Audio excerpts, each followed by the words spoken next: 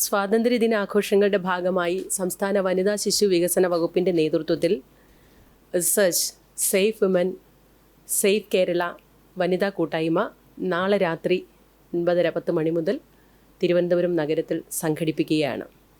University college junction മുതൽ Ayurveda college junction വരെയാണ് ഈ പരിപാടി സംഘടിപ്പിക്കുന്നത്. അതിൻ്റെ ഉദ്ഘാടനം മുഖ്യമന്ത്രി ശ്രീ വി.ഡി. സതീശൻ അവർ നിർവഹിക്കും. റിസർച്ച് എന്ന് പറഞ്ഞാൽ പുനരുദ്ധാനം അല്ലെങ്കിൽ പുതുജീവൻ എന്ന ആശയമാണ് പ്രതിനിധീകരിക്കുന്നത്. ഭയത്തിൻ്റെ അതിർവരമ്പുകൾ മറികടന്ന് സ്വന്തം ഇടം ഏറ്റെടുത്ത് മുന്നോട്ട് വരുന്ന സ്ത്രീ ശക്തിയെ സൂചിപ്പിച്ചുകൊണ്ടാണ് ഇത്തരത്തിലൊരു പരിപാടി സംഘടിപ്പിക്കുന്നത്. പകൽ മാത്രമല്ല, രാത്രിയിലും സ്ത്രീകൾക്ക് സ്വാതന്ത്ര്യത്തോടെ മുന്നോട്ട് പോകേണ്ടത് ആണ് എന്ന കാര്യം ഒന്നുകൂടി ഓർമ്മിപ്പിക്കുകയാണ്. സ്ത്രീ സാക്ഷരതയിലും സ്ത്രീ വിദ്യാഭ്യാസത്തിലും തൊഴിൽ പങ്കാളിത്തത്തിലുമെല്ലാം മുന്നിൽ നിൽക്കുന്ന സംസ്ഥാനമാണ് കേരളം. രാത്രി ഷിഫ്റ്റുകളിൽ ജോലി ചെയ്യുന്നവർ, പഠനത്തിനും ചികിത്സയ്ക്കും യാത്ര ചെയ്യുന്ന ആയിരക്കണക്കിന് സ്ത്രീകൾ, അങ്ങനെ രാത്രികളിലും സ്ത്രീകൾ മുന്നോട്ട് വരേണ്ടത്. അപ്പോൾ സ്വാതന്ത്ര്യം കിട്ടി ഇത്രയും നാളായിട്ടും രാത്രിയും പകലും സ്ത്രീയും പുരുഷനും എന്ന അത്തരത്തിലുള്ള വ്യത്യാസങ്ങൾ എല്ലായിടത്തും ഇല്ലെങ്കിലും ചിലയിടത്തൊക്കെ നിലനിൽക്കുന്നുണ്ട്. ആ പശ്ചാത്തലത്തിലാണ് പൊതു ഇടങ്ങൾ സ്ത്രീകളുടേത് കൂടിയാണ് എന്ന സാമൂഹ്യ ബോധം സൃഷ്ടിക്കുകയും സ്ത്രീ സുരക്ഷയും സ്ത്രീകളുടെ സഞ്ചാര സ്വാതന്ത്ര്യം ഉറപ്പാക്കുകയും തുടങ്ങുക എന്നുള്ളതാണ് ഈ പരിപാടിയുടെ പ്രധാന ലക്ഷ്യം. സ്ത്രീ സുരക്ഷാ സംവിധാനങ്ങളെക്കുറിച്ച്, സർക്കാരിൻ്റെ സംവിധാനങ്ങളെക്കുറിച്ചുള്ള അവബോധം സൃഷ്ടിക്കാനുള്ള പരിപാടികൾ അവിടെ ഉണ്ടാകും. സ്വയരക്ഷ, ആരോഗ്യം, കായികക്ഷമത എന്നിവ പ്രോത്സാഹിപ്പിക്കൽ, വനിതാ സംരംഭകർക്ക് അവരുടെ സംരംഭങ്ങൾ വിപണനാവസരം, അതുപോലെ വിവിധ വകുപ്പുകളുടെയും സംഘടനകളുടെയും കൂട്ടായ്മകളിലൂടെ സ്ത്രീ സൗഹൃദ നഗരമെന്ന ആശയം മുന്നോട്ട് വയ്ക്കൽ എന്നിവയും ഈ പരിപാടിയുടെ ലക്ഷ്യങ്ങളിലുണ്ട്. വനിതാ ബുള്ളറ്റ് റൈഡേഴ്സ് അവരുടെ റാലിയോട് കൂടിയാണ് പരിപാടി ആരംഭിക്കുന്നത്. അതോടൊപ്പം ഷീറ്റ് സൈക്ലിംഗ് കൂട്ടായ്മയിലെ വനിതകളുടെ സൈക്ലിംഗ് റാലിയുണ്ട്. പൂജപ്പുര 40 പെൺകുട്ടികളുടെ സ്കേറ്റിംഗ്, അങ്ങനെ വിവിധങ്ങളായ പരിപാടികളും പദ്ധതികളുമാണ് ഈ സമയത്ത് നടക്കുന്നത്. രാവിലെ വെളുപ്പിലെ 1 മണി വരെ ഈ പരിപാടി ഉണ്ടാകും. സ്ത്രീകൾക്ക് സ്വതന്ത്രമായി കടന്നു വന്ന് അവരുടെ കഴിവുകൾ പ്രകടിപ്പിക്കുവാനും അവരുടേതായ ഒരു ഇടം രാത്രിയിൽ. ഇത് ഒറ്റ ദിവസം കൊണ്ട് ഈ പരിപാടി, ഒരു രാത്രി സ്വാതന്ത്ര്യം കിട്ടിയത് അർദ്ധരാത്രിയിലാണ്. ആ അർദ്ധരാത്രിയിൽ ആ സ്വാതന്ത്ര്യം സ്ത്രീകൾക്ക് കൂടി ഉള്ളതാണ് എന്ന് ചിലയിടത്തെങ്കിലും ബോധ്യം ഇല്ലാന്ന് നമുക്ക് എല്ലാവർക്കും അറിയാം. ഒരു മാറ്റം ഉണ്ടാണ്. ഇതൊരു സർക്കാരിൻ്റെ തുടക്കമാണ്. സംസ്ഥാന വനിതാ ശിശു വികസന വകുപ്പ് വനിതാ നയവും ശിശു നയവും ഒക്കെ ഡ്രാഫ്റ്റ് ചെയ്തുകൊണ്ടിരിക്കുകയാണ്. ഒരു സ്ത്രീ പോലും ഒരിടത്തും ആക്രമിക്കപ്പെടരുത് എന്ന കൃത്യമായ ബോധ്യത്തോടു കൂടിയാണ് സംസ്ഥാനത്തെ വനിതാ വികസന വകുപ്പ് മുന്നോട്ട് പോകുന്നത്. ഉണ്ടാകുന്ന പരമാവധി പ്രശ്നങ്ങളും അത്തരം കാര്യങ്ങൾ ഉണ്ടാകാതിരിക്കാനുള്ള മുൻകരുതലും പ്രതിരോധ പ്രവർത്തനത്തിനും സർക്കാർ ആഗ്രഹിക്കുന്നുണ്ട്. ഒരു സമൂഹത്തെ സംബന്ധിച്ചിടത്തോളം അതിൻ്റെ ഉയർച്ച അല്ലെങ്കിൽ അതിനെ പരിഷ്കൃത സമൂഹം എന്ന് വിളിക്കണമെങ്കിൽ തീർച്ചയായും സ്ത്രീകളുടെ കൂടി സുരക്ഷിതത്വം ഉറപ്പുവരുത്തേണ്ടതായിട്ടുണ്ട്, കുഞ്ഞുങ്ങളുടെ സുരക്ഷിതത്വം ഉറപ്പുവരുത്തേണ്ടതായിട്ടുണ്ട്. ആ കാര്യങ്ങൾ പ്രതിജ്ഞാബദ്ധമായി മുന്നോട്ട് പോവുകയാണ്. ഈ പരിപാടിയിൽ നിങ്ങളുടെ എല്ലാവരുടെയും സഹകരണം ഉണ്ടാകണമെന്ന് വകുപ്പിന് വേണ്ടി അഭ്യർത്ഥിക്കുന്നു. വെളുപ്പിലെ 1 മണി വരെ. അല്ല, രാത്രി നമ്മളൊക്കെ അവിടെ പങ്കെടുക്കുന്ന എല്ലാ സ്ത്രീകളും സെലിബ്രിറ്റീസാണ് ഞങ്ങളെ സംബന്ധിച്ചിടത്തോളം. ഞങ്ങളെ പരമാവധി സ്ത്രീകളെ ക്ഷണിച്ചിട്ടുണ്ട്. എത്താൻ പറ്റുന്നവരൊക്കെ എത്തും. രാത്രി 9:30. വെന്യൂ നമ്മുടെ യൂണിവേഴ്സിറ്റി കോളേജിൻ്റെ ഫ്രണ്ടിൽ, നമ്മുടെ പാളയം മാർക്കറ്റിൻ്റെ ഇപ്പുറത്ത്. അവിടെ ഉദ്ഘാടനം നടക്കും. അത് കഴിഞ്ഞ് ഒരു ചെറിയ നടപ്പുമുണ്ട്.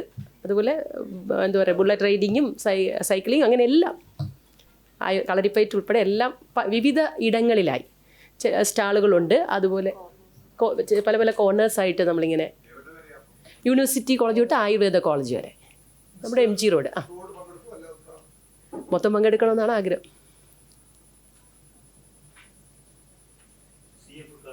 അതെ.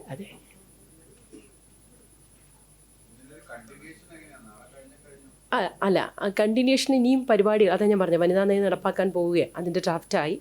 ഓണം കഴിഞ്ഞാൽ ഉടനെ ഞങ്ങൾ ആ പരിപാടി നയം പ്രഖ്യാപിച്ചുകൊണ്ട് മുന്നോട്ടും. അതിലേറ്റവും രാത്രിയെന്ന് നമ്മൾ സ്വാതന്ത്ര്യം കിട്ടിയത് എല്ലാവർക്കും കിട്ടിയ സ്വാതന്ത്ര്യമാണ്. ചിലയിടത്തേക്ക് ഇപ്പം ഡൽഹി പീഡന കേസ് നടന്നു.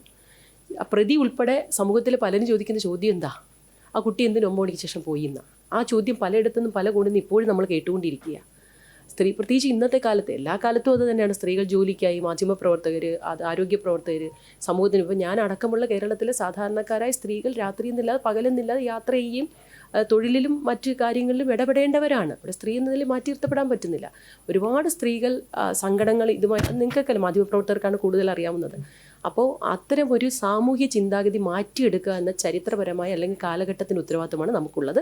അത് നിർവഹിക്കാനൊരു തുടക്കം മാത്രമാണിത്. പ്രസക്തമായൊരു കാര്യമാണത്. നമ്മൾ ശ്രദ്ധിച്ചു നോക്കൂ, ഗാർഹിക പീഡനങ്ങളും അതിനെ തുടർന്നുള്ള മരണങ്ങളുമൊക്കെ കേരളത്തിൽ അങ്ങിങ്ങേറ്റവും ആറ്റുകാല ഏറ്റവും അവസാനം റിപ്പോർട്ട് ചെയ്യപ്പെട്ട, അങ്ങനെ പലയിടത്തായി റിപ്പോർട്ട് ചെയ്യപ്പെടുന്നുണ്ട്. ഒന്ന്, ഒരു സ്ത്രീധന പീഡനം അടക്കമുള്ള മറ്റു പീഡനങ്ങൾ, ഗാർഹിക അതിക്രമങ്ങൾ, അതൊക്കെ ഒരു ഭാഗത്ത്. മറുഭാഗത്ത് ഇതാണ് ഏറ്റവും കൂടുതൽ കഷ്ടപ്പാടുള്ളൊരു ജീവിതം.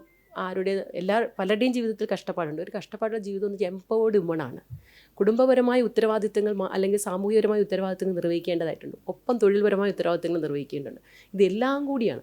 അവിടെയാണ് ഷെയറിങ്ങിൻ്റെ ഈ ഗാർഹിക ഉത്തരവാദിത്തങ്ങൾ ഉൾപ്പെടെ സാമൂഹിക ഉത്തരവാദിത്തങ്ങൾ ഉൾപ്പെടെ എല്ലാവരും ഏറ്റെടുത്ത്, സ്ത്രീ പുരുഷ അല്ലെങ്കിൽ മറ്റ് ലിംഗഭേദം ഏതും ഇല്ലാതെ എല്ലാവരും ഏറ്റെടുക്കേണ്ടതാണ് എന്ന വലിയ അവബോധം സമൂഹത്തിൽ സൃഷ്ടിക്കേണ്ടതായിട്ടുണ്ട്. അതിനുള്ള പദ്ധതികളും പരിപാടികളും കൂടി വനിതാ നയത്തിൻ്റെ ഭാഗമായി ആവിഷ്കരിച്ച് നടപ്പിലാക്കുന്നുണ്ട്. കരടായി, പക്ഷേ അതിന് കൂടുതൽ ചർച്ചകളൊക്കെ നടത്തേണ്ടതായിട്ടുണ്ട്. എല്ലാ ബന്ധപ്പെട്ട വനിതാ സംഘടനകളും ഈ രംഗത്ത് പ്രവർത്തിക്കുന്ന എല്ലാവരുമായിട്ട് നിരന്തര ചർച്ചകൾ കൂടി നടത്തിയിട്ടേ തീരുമാനമെടുക്കുകയുള്ളൂ.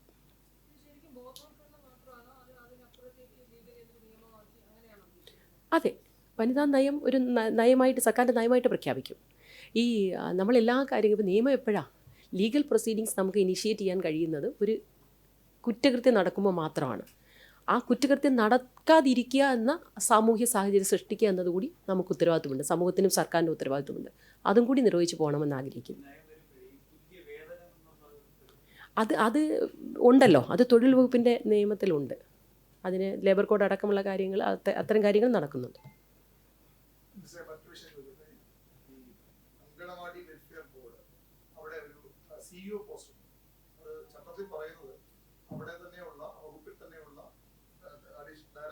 അസിസ്റ്റന്റ് ഡയറക്ടറുടെ പദവിയിൽ പോയാത്ത ഉദ്യോഗസ്ഥൻ അല്ലെങ്കിൽ ഗവൺമെന്റ് സർവീസിൽ നിന്ന് ഡെപ്യൂട്ടേഷനിലേക്ക് കൊണ്ടുവരണം. പക്ഷേ ഇപ്പോൾ ഒരു നീക്കം നടക്കുന്നത്, ശിശു വികസന വകുപ്പ് ഡയറക്ടർ സർക്കാരിലേക്ക് സ്പെഷ്യൽ സെക്രട്ടറി കത്ത് നൽകിയിട്ട് വിരമിച്ച ഒരു ഉദ്യോഗസ്ഥനെ, മലപ്പുറത്തെ ഓഫീസറായ ഉദ്യോഗസ്ഥനെ നിയമിക്കാൻ ആവശ്യപ്പെട്ടുകൊണ്ട് അതിന്റെ NOC ചോദിച്ചുകൊണ്ട് കത്ത് സർക്കാർ നൽകിയിട്ടുണ്ട്. കോൺഗ്രസിന്റെ സംഘടനാ നേതാവാണ്. അദ്ദേഹത്തെ 1 ലക്ഷം രൂപയുടെ ശമ്പളത്തിൽ വീണ്ടും നിയമിക്കാൻ നീക്കം നടക്കുന്നത്. എൻ്റെ ശ്രദ്ധ, ഞങ്ങളുടെ ആരുടെയും ശ്രദ്ധയിൽ അല്ല, എൻ്റെ ശ്രദ്ധയിൽ അത് പെട്ടിട്ടില്ല. പരിശോധിക്കാം. പരിശോധിക്കാം. നിയമത്തിനും ചട്ടത്തിനും വിരുദ്ധമായി ഒന്നും തന്നെ ചെയ്യില്ല. പരിശോധിക്കാം. മറ്റൊന്നുമില്ലല്ലോ.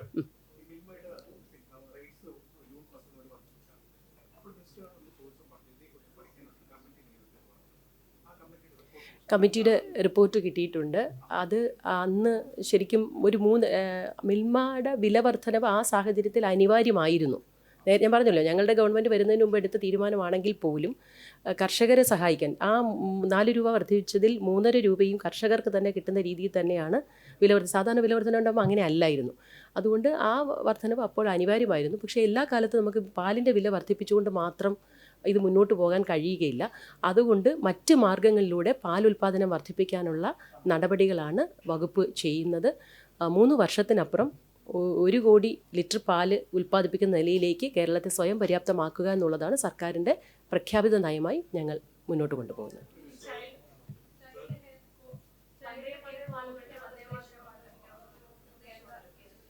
അതിനെക്കുറിച്ചൊക്കെ മുഖ്യമന്ത്രി പത്രസമ്മേളനത്തിൽ പറഞ്ഞു കാണുമെന്നാണ് ഞാൻ വിശ്വസിക്കുന്നത്. അത് മുഖ്യമന്ത്രി വിശദീകരിക്കും.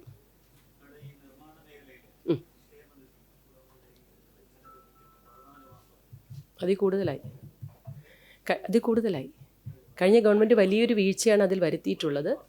അതെ, വലിയൊരു വീഴ്ചയാണ്. ഞങ്ങളുടെ ഗവൺമെൻറ് അതെല്ലാം പരിഹരിക്കാനുള്ള ശ്രമത്തിലാണ്. എല്ലാം കൂടി ഒറ്റയടിക്ക് പരിഹരിക്കാൻ കഴിയില്ല എന്ന് നിങ്ങൾ ഓണക്കാലത്ത് ഒരു സമാശ്വാസമായി തീർച്ചയായും അവരെ സഹായിക്കും.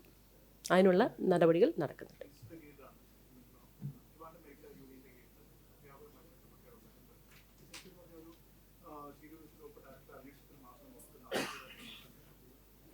അത് എല്ലാം സമഗ്രമായൊരു അന്വേഷണം അത് സംബന്ധിച്ച് നടക്കുന്നു. വിവിധ വകുപ്പുകളുടെ ഏകോപനവും അത്തരം കാര്യത്തിലുണ്ട്.